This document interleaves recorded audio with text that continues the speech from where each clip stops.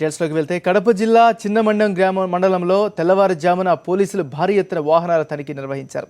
అందులో భాగంగా ఓ ప్రైవేటు వాహనంలో తమిళనాడులోని సేలం నుంచి వచ్చిన 74 మంది ఎర్రచందనం కూలీలను అదుపులోకి తీసుకున్నారు.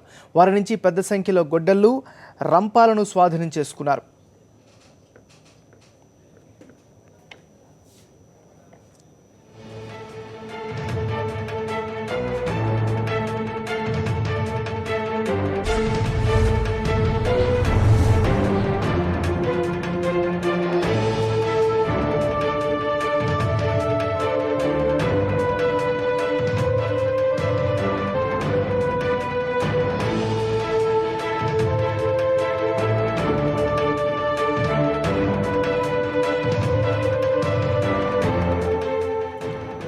కడప జిల్లా చిన్నమండం మండలంలో తెల్లవారుజామున పోలీసులు భారీ ఎత్తున వాహనాల తనిఖీ నిర్వహించారు.